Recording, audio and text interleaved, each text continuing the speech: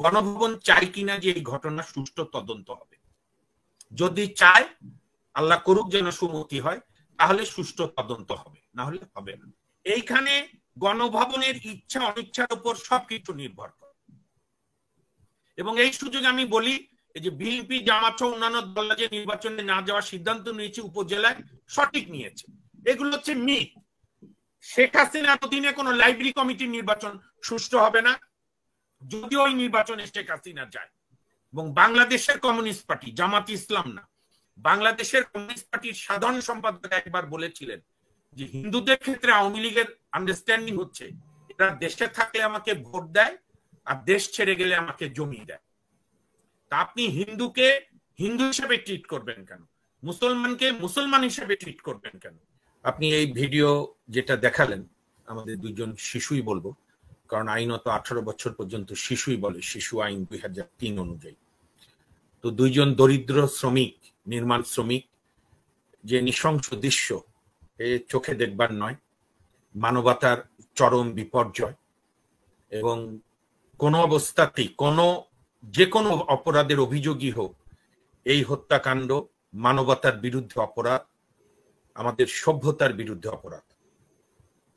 এবং আমি এই দুই অসহায় আমাদের দুই শিশুর পুত্রের আত্মার মাগফিরাত কামনা করি এবং তার শোক সন্তপ্ত পরিবারের প্রতি সমবেদনা জ্ঞাপন করা ছাড়া আমাদের আর কি করার আছে। আমি বুঝি সেই পরিবারের যন্ত্রণা, তাদের কষ্ট। এবং এই অল্প বয়সে তারা নির্মাণ শ্রমিক হয়েছিল, কারণ নিম্ন মধ্যবিত্ত ঘরেরও ছেলে না, নিশ্চয়ই তার বাড়িতে খাদ্য, অন্ন, বস্ত্রের সমাধানের জন্যই তারা এই কাজে নেমেছিল। আমি এখানে একটা কথা বলি আজকে, আপনি দেখবেন হাসিনা আক্তার বিশ্বের সব জায়গাতেই, মানে যাই ঘটুক না কেন, সবচাইতে নির্যাতিত হয়, সবচাইতে ক্ষতির সম্মুখীন হয় মানসিক, শারীরিক, আর্থিক, সেটা দেখবেন দরিদ্র জনগোষ্ঠীর মানুষ। আপনি আমাদের মুক্তিযুদ্ধ থেকে শুরু করে আজ অবধি পর্যন্ত যে কোনো সময় বিভিন্ন আন্দোলনে আমাদের মতো পরিবারের, আমরাও বড় লোক না, ধরেন মধ্যবিত্ত বা অন্য আমার সহ আলোচকরাও, আমাদের পরিবারের সদস্যদের মৃত্যু খুব কম হয়। এখানে নূর হোসেনরাই জীবন দেয়, এখানে কৃষক নেতারাই জীবন দেয়। 69-এ দরিদ্র মতিউরি জীবন দিয়েছিল। তো এই ফলে এখন আমার পূর্ববর্তী 3 বক্তা করেছেন, আমি গত কয়েকদিন ধরে একটা প্রচারণা দেখছিলাম আওয়ামী লীগের সাধারণ সম্পাদক ওবায়দুল কাদেরের মুখ থেকে। আমি জানি না এটার সঙ্গে এটার কোনো যোগসূত্র আছে কিনা, যে বিএনপি একটি সাম্প্রদায়িক দল। মানে অদ্ভুত ঘটনা, এতদিন পর বোধহয় ওনাদের মনে হলো যে বিএনপি একটি সাম্প্রদায়িক দল। যে বিএনপির সঙ্গে ওবায়দুল কাদেরের দল আওয়ামী লীগ 82 থেকে 90 পর্যন্ত এরশাদের বিরুদ্ধে অফিসিয়ালি লিয়াজো কমিটি করে আন্দোলন করেছে। ইভেন 2008-এর 21শে নভেম্বর সেই চিত্র আমরা নিশ্চয়ই ভুলিনি। এখানে আমার অন্য 3 আলোচক এবং আপনারও মনে থাকবে, 2008 সালের 21 নম্বর সশস্ত্র বাহিনী দিবসে মেজর জেনারেল আব্দুল মতিন, মইনিউ এবং ফখরুদ্দিন ঘিরে রেখেছিল 2 নেত্রীকে, জননেত্রী শেখ হাসিনা এবং দেশনেত্রী বেগম খালেদা জিয়া। এবং দুজনের প্রতি যে হাস্যোজ্জ্বল, এবং জননেত্রী বলেই ফেলেছিলেন যে আমি রান্না করলেও তো আপনি বেগম জিয়াকে আপনারা খাবার দিতে পাঠাতেন না। এবং আপনি দেখেন আজকে কোনো কারণে যদি এই সরকারের পতন হয় এবং অন্য একটি সরকার আসে, বিএনপি আর আওয়ামী লীগের মধ্যে ঐক্য হতে বড় জোর 1-2 ঘন্টা লাগবে। তো এটাই রাজনীতি, আমি এখানে দোষের দেখছি না খুব একটা। কিন্তু দোষ হচ্ছে আপনি আপনার রাজনৈতিক বন্ধুকে যখন একের পর এক মিথ্যা অপবাদ দিচ্ছেন। বিএনপিকে সাম্প্রদায়িক দল বলছেন, আপনি বলছেন হঠাৎ করে। আমি এইবার একটা জিনিস বুঝলাম না, আমার বুদ্ধিশুদ্ধি কম, তো আমার বুদ্ধিতে আসে না, অন্য আলোচকরা একটু আমাকে হেল্প করতে পারে। এইবার কেউই কোনো দাবি করার আগেই আওয়ামী লীগ থেকে প্রতিনিয়ত মধ্যবর্তী নির্বাচনের সম্ভাবনা নাই দাবি যারা করছে সরকারের বিরুদ্ধে।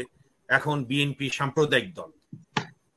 আমি বরং আওয়ামী লীগ নেতা আনোয়ারুল ইসলাম সাহেবের একটা কথার রেফারেন্স দেই।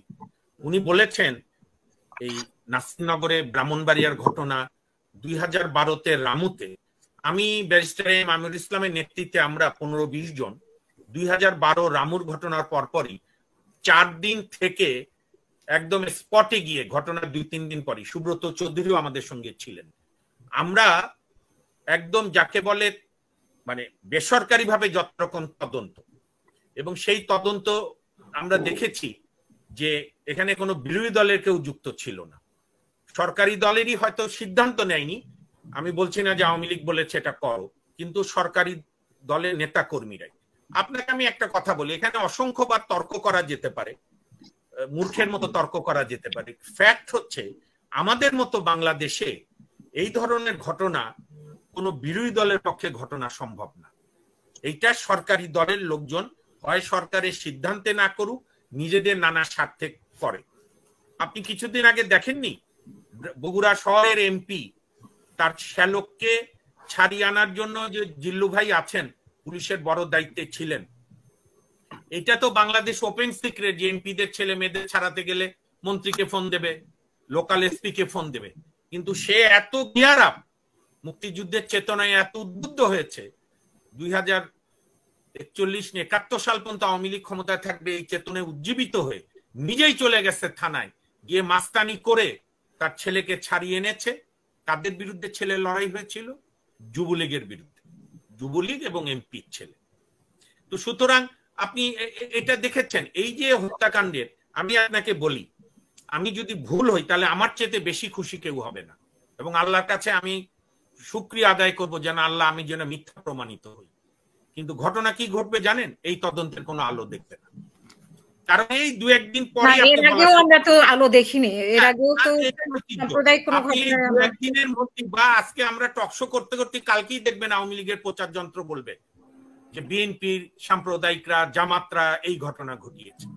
এবং আপনি যখনই আইওর কাছে ইনস্ট্রাকশন যায় আনঅফিসিয়ালি অফিসিয়ালি যে বিরোধী দলকে ধরতে হবে, আইও তখন আর তদন্ত করার আগ্রহ হারিয়ে ফেলে। একটা দরিদ্র, সবাই দুর্নীতিবাজ না পুলিশের মধ্যে, একটা আইও মানে কি এসআই, কত বেতন পায় বেচারা, তার ঘাড়ে কয়টা মাথা আছে যখন তার পলিটিক্যাল মাস্টাররা বলে দেবে যে এইগুলো ঘটনা বিরোধী দলের নেতা কর্মী দায়ী, তখন সে প্রকৃত লোককে খুঁজে কি চাকরি হারাবে না? কিন্তু এটা তো ঘটতেও পারে, মানে এটা তো পলিটিক্যাল ঘটতেও পারে, পলিটিক্যাল ঘটলে সেটা বিএনপি জামাত ঘটাতেও পারে, এটা তো উড়িয়ে দেওয়া যায় না। আপনি আক্তার আপা, কেন একটি হত্যাকাণ্ডেরও তদন্ত বের হয় না? 15 বছর 4 মাস ধরে আওয়ামী লীগ পাওয়ারে কাকে প্রশ্ন করছে? আমাদের আনোয়ার ভাই। আনোয়ার ভাই তো সবার অ্যাক্সেস নেতা, কেন্দ্রীয় নেতা। আপনি স্বরাষ্ট্রমন্ত্রীকে টকশো শেষ করে ফোন দেন যে নাসিরনগরে তদন্তের খবর কি? এই তদন্ত তো কেউ বাধা দেয়নি। এর বিচার কাজ আমার কলিগ জিল্লু ভাই ঠিক বলেছে, আমাদের দ্রুত বিচার আইনই করা হয়েছে। 1 সপ্তাহের মধ্যে চার্জশিট হবে, 120 দিনের 190 দিনের মধ্যে ট্রায়াল শেষ হওয়ার বিধান আছে। আপনি প্রতিদিন আপনি বিরোধী দলের মার্জনা করবেন। সরি, আমি ডায়াবেটিসের রোগীতে ইদানিং আরো সুগার টুগারের প্রবলেম হয়, এই জন্য পানি খেতে হয়, মাফ করবেন। আপনার এই যে বিরোধী দলের নেতা কর্মীদেরকে নির্বাচন থেকে অযোগ্য করার জন্য বিএনপি প্রত্যেকদিন আপনি সাক্ষী এনেছেন, এমনকি রাত 9টা পর্যন্ত ট্রায়াল করেছেন। আমি তো তা বলছি না, আমরা নিশ্চয়ই জিলু ভাইও বলছেন না। আপনি আইন মেনে 90 দিনের মধ্যে ট্রায়াল শেষ করেন, 7 দিনের মধ্যে তদন্ত শেষ করেন। এটা তো রকেট সায়েন্স না। ওই এলাকা ঘেরাও করে কারা মেরেছে না মেরেছে, আমাদের পুলিশ সংস্থা কিন্তু, আমি জিল্লু ভাইয়ের মতো পুলিশ অফিসার না, কিন্তু আমি ছোটবেলা থেকেই, যেহেতু আমার বাবা সিভিল সার্ভেন্ট ছিল, বিভিন্ন সরকারি দায়িত্বে ছিল, আমি দেখেছি। আমার বন্ধুরা পুলিশে এখন আছে অনেকে, আমাদের আইনও দেখেছি। আমাদের পুলিশ কিন্তু one of the oldest law enforcing agencies, এবং তাকে যদি আপনি ইন্ডিপেন্ডেন্টলি, মিনিমাম ইন্ডিপেন্ডেন্টলি ওয়ার্ক করতে দেন, তার প্রমাণ হচ্ছে আপা, যখনই কোনো কেয়ারটেকার সরকার অতীতে এসছে, যখন রাজনৈতিক প্রভাব মুক্ত থেকেছে, তখন কিন্তু পুলিশ ঠিকই সমস্ত দায়িত্ব পালন করতে পেরেছে। কিন্তু এখন সরকারের সদিচ্ছা, বা আরো সহজ করে বললে গণভবনের সদিচ্ছা, যে এই ঘটনার কি ঠিক মতো তদন্ত হবে। আমি খুব ডাইরেক্ট কথা বলা পছন্দ করি, এখানে ঘুরিয়ে ফিরিয়ে ডান বাম ইনিয়ে বিনিয়ে অনেক বুদ্ধিজীবীর মতো, অনেক বড় বড় তাত্ত্বিকের মতো কথা বলে মানুষকে বিভ্রান্ত করতে রাজি না। গণভবন চাই কিনা যে এই ঘটনা সুষ্ঠু তদন্ত হবে? যদি চায়, আল্লাহ করুক যেন সুমতি হয়, তাহলে সুষ্ঠু তদন্ত হবে, না হলে হবে না। কয়েকদিন খেলা খেলবে এবং এরপর অন্য কোনো ঘটনা ঘটবে, যার পরিপ্রেক্ষিতে আপনি দেখবেন আমরা আবার নতুন বর্বরতার সম্মুখীন হব। এইখানে আরেকটি বিষয় আছে, আমি আমার কলিগ ব্যারিস্টার জিল্লুর ভাই ভারতের নির্বাচনী ইস্যুশন নানা কিছু বলেছে, আমি কোনোটাকেই আউটরাইটলি গ্রহণও করছি না, আবার বর্জনও করছি না। আমি বরং এখানে মনে করি যেটি সব সমস্যার সমাধান দিতে পারত সেটা হচ্ছে একটা তদন্ত, মিনিমাম পুলিশি তদন্ত। ওগুলো বিচার বিভাগ লাগবে না, ওগুলো আরো সরকারের দলে, পুলিশই ক্যাপাবল, ওই থানাই ক্যাপাবল। কিন্তু এটি অ্যালাউ করবে কিনা সরকার, এটি হচ্ছে সবচেয়ে গুরুতর প্রশ্ন। এবং এর মধ্য দিয়ে আপনি দেখবেন এটা ফরিদপুরের বোয়ালখালীতে বোধহয়, এবং আপনি দেখেছেন আমাদের সোকল মধুখালী, সরি মাফ করবেন, আপনি সোকল, আমি আপনার এখানে ঢুকতে ঢুকতে আমার জুনিয়রকে বলছিলাম যে ডাইরেক্ট সোকল মেইন স্ট্রিম মিডিয়াগুলোর অনলাইনে দেখো, পাওয়াই যাচ্ছে না খবর, এইভাবে খবরগুলো দেয় না। আপনি সরকারের কোন স্টেটমেন্ট দেখেছেন? আগে স্বৈরাচার অন্তত এগুলো ঘটনার একটা প্রেস নোট দিত যে এই ঘটেছে, মিথ্যা টিথ্যা যাই বল। তো এখন আরেকটি যে বিষয়ে আনোয়ার ভাই বলেছেন, মানে শ্রমিক দেখে কি আসলে তাদের জীবনে কোনো মূল্য নাই? দরিদ্র। এখন যদি কোনো মানবাধিকার সংস্থা এগিয়ে যায়, ইভেন আমি মামুনও যদি এগিয়ে যায়, জানি না যেতে পারবো কিনা, যে দুই গরিব অসহায় মানুষের হত্যার বিচারটা হোক, এটা যদি আমরা করতে চাই তাহলে হয়তো হবে, তারপরও হয়তো খানিক লাফালাফি করা যাবে, কিন্তু করাই যাবে না। শোনেন, বাংলাদেশে আমি আপনাকে বলি, পরিষ্কার কিছু কথা যদি না বুঝি আমরা, তাহলে কিন্তু আমরা বৃত্তের মধ্যে ঘুরতে থাকবো, ওই যে বিট অ্যারাউন্ড দ্য বুশের মধ্যে। এইখানে গণভবনের ইচ্ছা অনিচ্ছার উপর সবকিছু নির্ভর করে। এবং এই সুযোগে আমি বলি, এই যে বিএনপি জামাত সহ অন্যান্য দল যে নির্বাচনে না যাওয়ার সিদ্ধান্ত নিয়েছে উপজেলায়, সঠিক নিয়েছে। এগুলো হচ্ছে মিথ। শেখ হাসিনার অধীনে কোনো লাইব্রেরি কমিটির নির্বাচন সুষ্ঠু হবে না, যদিও ওই নির্বাচনে শেখ হাসিনা যায়। এটা আপনাকে মেনে নিয়ে আপনি আপনার আন্দোলন সংগ্রাম করতে হবে। এই একটু আন্দোলন, একটু নির্বাচন, এগুলো থেকে বেরিয়ে আসতে হবে। আমি এখন এই ইস্যুতে আসি। এখানে একটি বিষয় আমাদের সকলকে ইন্ট্রোস্পেকশন প্রয়োজন আছে। আমি যদি হিসাব ভুল না হয়, আমাদের মহান মুক্তিযুদ্ধের সময় বোধহয় আমাদের হিন্দু ধর্মাবলম্বী নাগরিকদের সংখ্যা বোধহয় 20 থেকে 25% ছিল, 28% ছিল। আজকে কেন এসে আমরা 8-9% হলো? এই দায় তো আপনাকে খুঁজতে হবে। আপনি বলবেন মুক্তিযুদ্ধের অঙ্গীকার, অসাম্প্রদায়িক বাংলাদেশ, আপনি শাসন করছেন 15 বছর, এর আগে 5 বছর, 20 বছর, ওইদিকে 72 থেকে 75, 23 বছর। আপনার জোট সঙ্গী, আপনার গৃহপালিত বিরোধী দল এরশাদ 8 বছর, 23 আর 8 হচ্ছে 31। আপনার ব্রেন চাইল্ড মইনুল ফখরুদ্দিন 2 বছর, তাহলে হচ্ছে 33 বছর। 53 বছরের মধ্যে আপনি ডাইরেক্টলি বা ইনডাইরেক্টলি আওয়ামী লীগ দেশ চালিয়েছে। তাহলে কেন হিন্দু ধর্মাবলম্বী ভাই বোনেরা আমাদের দেশ ছাড়লো? আমাদের না, তাদের মাতৃভূমি ছাড়লো? এটিও একটি গভীর প্রশ্নের উদ্বেগ করে। আমি একটা সময় অর্পিত সম্পত্তি প্রত্যার্পণ আন্দোলনে ফলো করতাম, এবং সেখানে সব দলেরই হিন্দু আইনজীবী নেতারা ছিল, নর্মাল নেতারা। তারা একটা তথ্য দিয়ে বলেছিল প্রায় 70 থেকে 80% প্রপার্টি হিন্দুদের দখল করে আছে আওয়ামী লীগের নেতা কর্মীরা। এবং বাংলাদেশের কমিউনিস্ট পার্টি, জামাত ইসলাম না, বাংলাদেশের কমিউনিস্ট পার্টির সাধারণ সম্পাদক একবার বলেছিলেন যে হিন্দুদের ক্ষেত্রে আওয়ামী লীগের আন্ডারস্ট্যান্ডিং হচ্ছে এরা দেশে থাকলে আমাকে ভোট দেয়, আর দেশ ছেড়ে গেলে আমাকে জমি দেয়। তা আপনি হিন্দুকে হিন্দু হিসেবে ট্রিট করবেন কেন? মুসলমানকে মুসলমান হিসেবে ট্রিট করবেন কেন? আপনি মানুষ, নাগরিক হিসেবে ট্রিট করেন। হ্যাঁ, আমাদের এই ক্ষত, আমি শেষ করছি 30 সেকেন্ড, আমাদের এই ক্ষত একেবারে মুছে ফেলা যাবে, সব আওয়ামী লীগ দায়ী বা বিএনপি দায়ী বা আমরা দায়ী, একটা তো ফ্যাক্ট, 47-এর এই দাগ তো আমাদের আছে।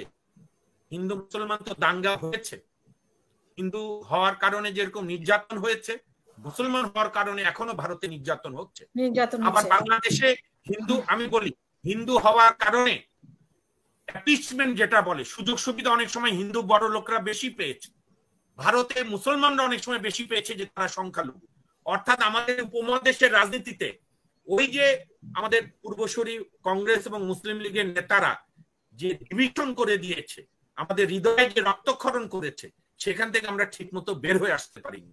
একটা বড় সুযোগ ছিল আমাদের মহান মুক্তিযুদ্ধের পরে, কিন্তু সেটাও আমরা হাতছাড়া করেছি।